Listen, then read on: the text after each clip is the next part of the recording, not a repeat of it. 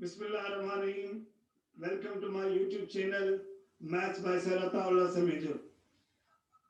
आज बच्चों में आपके लिए लेकर आया हूँ फर्स्ट ईयर की मैथमेटिक्स का चैप्टर नंबर 3 और जिसके अंदर हम किसी भी क्वाड्रेटिक इक्वेशन को सॉल्व करना सीखेंगे।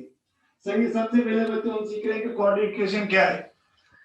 An equation involving second degree in one variable is called quadratic equation। बच्चों इधर पे दो चीजें इंपॉर्टेंट हैं जो मैं आपको डिफाइन कर रहा हूँ कि वो ऐसी इक्वेशन जिसकी डिग्री सेकंड हो, मतलब जिसके ऊपर हाईएस्ट पावर 2 हो और उसके अंदर एक ही वेरिएबल यूज होता हो, तो हम कहेंगे वो इक्वेशन क्वाड्रेटिक है।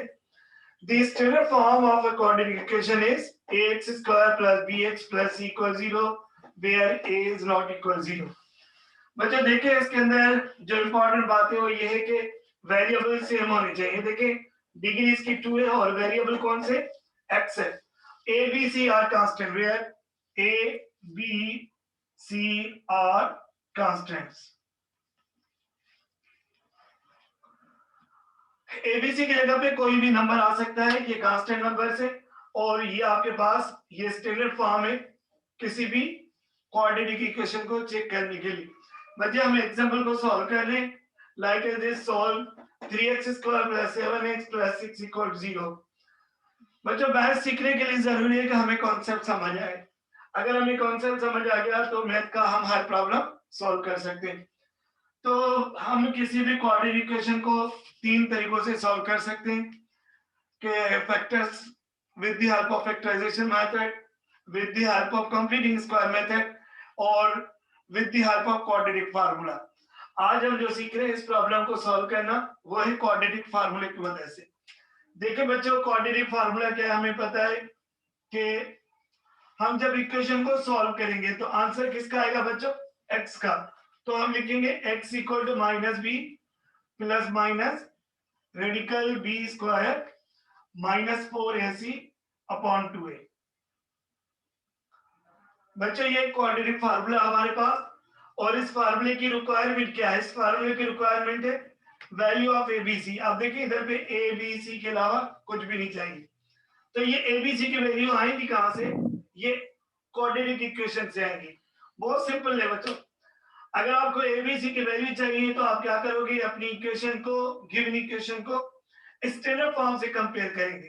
तो देखिए एक्स स्क्वायर के साथ हमेशा ए होगा, एक्स के साथ हमेशा बी होगा और कांस्टेंट आपका सी होगा।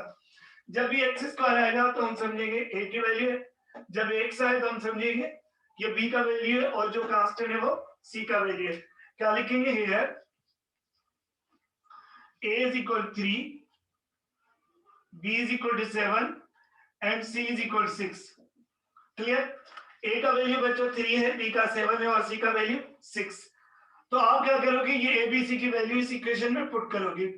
Bye putting all the values of ABC we get this minus B plus minus radical B square minus 4a into C divided by 2 into a। पहली बार आप क्या करोगे, इस फार्मूले को बिल्कुल ब्लैंकली लिख लें। अब आप वैल्यू पुट करें। b, what is the value of b here, 7। What is the value of b, 7। What is the value of a, 3। What is the value of C, 6 upon 2a which is equal to 3। Clear। Simplify करें बच्चों, x equal to minus 7 plus minus radical 7 7 से बच्चों कितना होता है 49 minus 3 4 से 12 12 6 से कितना होगा बच्चों। देखिए 12 6 अगर आपको याद नहीं है तो आप इस तरह करें, 2 6 से 12 1 कैरी हो गया, 6 1 से 6 और 1 7, 12 6 से 72 डिवाइडेड बाय 6। और अगर हम इसको सिंप्लीफाई करें तो ये -7 प्लस माइनस, अगर 49 में से अगर 72 में से 49 माइनस करें तो बच्चों देखते हैं कितना बचता है। 72 में से 49 माइनस करें, ये हो गया 12, 12 में से 9 गए, 10 11 12 3, और ये हो गया 6 6 में से 4 गए तो 23। बच्चों 23 किसके बचेंगे, माइनस के 23 डिवाइडेड बाय 6। अब देखिए हमें पता है बच्चों, हम कॉम्प्लेक्स नंबर के चैप्टर के अंदर पढ़ के आए कि रेडिकल -1 बराबर होता है किसके, आयोडा के। तो रेडिकल -1 में इस टर्म को इस तरह लिख सकता हूं आपके लिए समझाने के लिए। मैं इसको ऐसे लिख रहा हूं 7 प्लस माइनस 23 और ये हो गया आपके पास इंटू -1 डिवाइडेड बाय 6। क्लियर? अगर मैं इसको इधर पे सिंप्लीफाई करूं सेम टर्म को, क्योंकि बोर्ड हमारा बहुत छोटा है और काम ज्यादा करना हमें, तो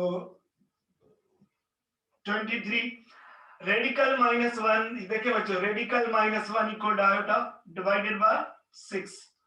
तो आपका आंसर मिल गया x इज इक्वल, हम इसको लिखें solution set is equal -7 plus radical 23 iota upon 6 -7 minus radical 23 iota upon 6 answer. बच्चों आगे हम पढ़ेंगे कि हम किसी भी कोऑर्डिनेट इक्वेशन को के जो आंसर्स आते हैं वो कैसे कैसे आते हैं।